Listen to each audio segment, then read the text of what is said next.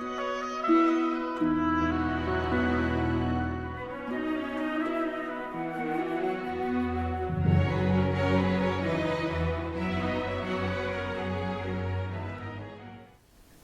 we're going to talk about reincarnation, which means the continuation of birth and death, lifetime after lifetime. This is not our first lifetime.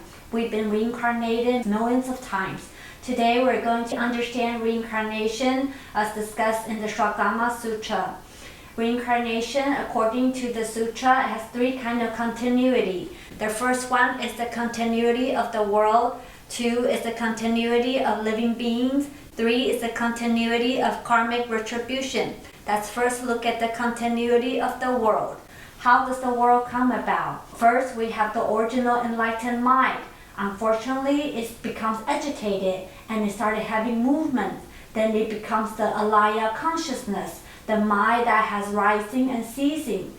Because the movement of our mind, it creates a big empty space. The perpetual rotation of space becomes the wind, and we have the wind that supports the world. When the emptiness hardens, it sets up the solidity, which is the store of metal, which supports the earth, the land. When the wind and the metal rubs together, it creates the light of fire. Then we have the fire wheel. The brightness of the metal creates moisture, and from the light of the fire, steam arises. That's when we have water. So we have the 4 basic elements that creates this world. So is our body. Wind, which is our breathing. Metal, our bones. Fire is our temperature. Water is our saliva, our blood. All the elements that comes from the cause and conditions, the karmic seeds stored in our Laya consciousness, creating the entire world and our body. None of it is real. The nature of all these things is emptiness. It's just cause and conditions and rising and ceasing. From these 4 elements, we have the 4 kinds of habitats. Fire rises, water falls. The combination creates the solidity. What is wet becomes oceans and seas. What is dry becomes continent and islands. And when the power of water is less than the power of fire, it produces high mountains. When the power of earth is less than the power of water, it becomes grass and trees, and it becomes growths and meadows. That's why we have 4 kinds of habitats of ocean, islands, mountains, and meadows. Our own alaya consciousness created the 4 kinds of habitats. Some people love to live by the ocean, some love to live in the islands, some live in the cities, some live in the valleys. Our alaya consciousness have different cause and condition. There's no coincidence where you live right now. It's all because of our karma. Now let's look at the continuity of living beings. This is our environment. This is our birth.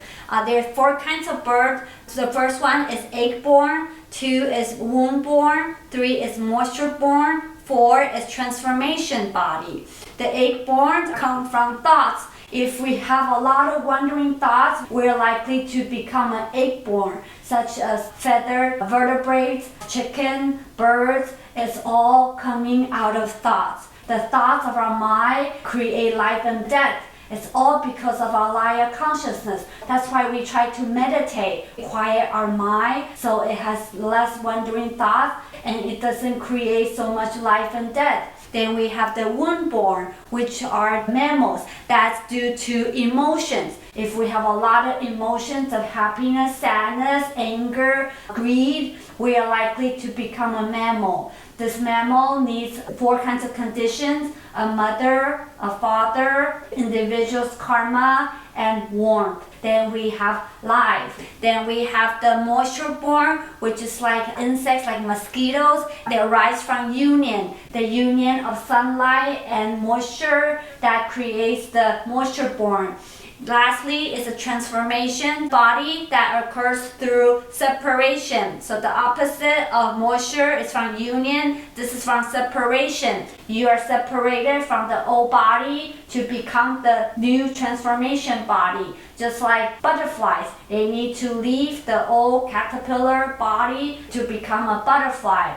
There's lots of transformation bodies in the 6 rounds of reincarnation. Heavenly beings are transformation bodies. Hungry ghosts are transformation bodies. When we go to Amitabha's Western Pure Land, we are the transformation body of the lotus. There's no doubt that we've been through all of these 4 kinds of birth in our reincarnation. During the reign of Emperor Wu of Liang, there was a Master Zhigong. Master Zhigong had the ability to see people's previous lives. One time he was passing by a wedding. He said, "How strange, how bizarre. The grandson is marrying the grandmother. Pigs and sheep sitting in the chairs. The 6 close kins cook in the brazier. People get together to celebrate. I see it all as a form of suffering." The groom of the wedding is the grandson.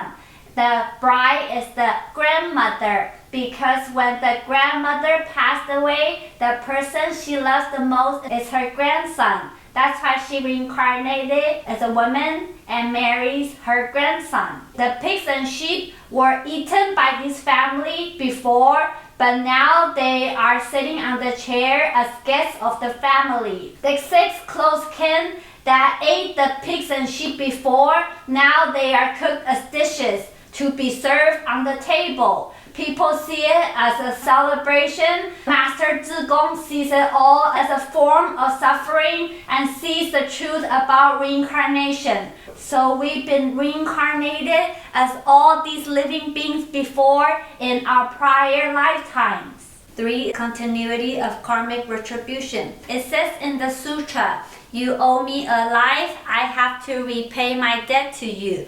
You love my mind, I adore your form." This is all due to our killing, stealing, and lust.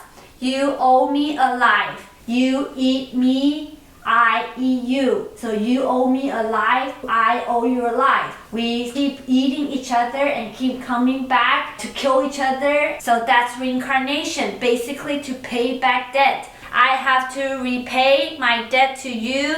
You have to repay your debt to me. Keep stealing from each other, then we keep having to pay it back. Sometimes we become bankrupt this lifetime because we've done this to others. Or it's due to love. You love my mind, I adore your form. You love how I am, I love your looks. We keep having lust and entangle with each other. The father and mother is consummating, our alaya consciousness gets attached to the egg and the sperm. That's how we become a living being. This is all due to our lust. If you are a son, you love the mother. If you are the daughter, you actually love the dad. That's how you become a fetus. That's all how we got our life. Because of killing, stealing, and lust, we go through hundreds and thousands of eons of sustained mutual entanglement. This is not our first lifetime we've been with these people. We've seen them many lifetimes in different environment. Maybe we're all pigs together. Now we're gathered again to pay back each other's debt. That's what life is all about. So Buddha wants us to awaken from all this reincarnation. If you can see that this is all a dream created by our deluded consciousness, we will be enlightened. This is the truth that we need to ponder upon. If you do not understand reincarnation, you will have no motivation to cultivate. In conclusion, when the madness ceases, just that ceasing is bodhi. We need to seize the deluded mind, the alaya consciousness, from having these thoughts of killing, stealing, and lust. If we stop this condition, the real cause of greed, anger, and ignorance will not arise. That ceasing itself is enlightenment. What is enlightenment? Enlightenment is just the ceasing of the deluded mind. We don't want to keep using the alaya consciousness that is keeping us through reincarnation. We created reincarnation for ourselves. We create all the plot in our dream from our own karma. If we just wake up, see the falseness of all appearances, and we see the truth of the real nature of all things, which is emptiness, there will be no more reincarnation. We need to treasure this lifetime as a human, really understand the Dharma and really cultivate ourselves not to be caught up in the world and keep having the thoughts of greed, anger, and ignorance. Let go of our attachment to the self, then we can really be enlightened. All the cultivation, all the meditation, all the chanting is to wake us up so we can be out of reincarnation forever. We are in this lifetime present. We don't even know that we need to get out. If you don't cultivate next lifetime, it's more reincarnation waiting for you and it will never end. So that's the class for today. Thank you for listening. Amitabha.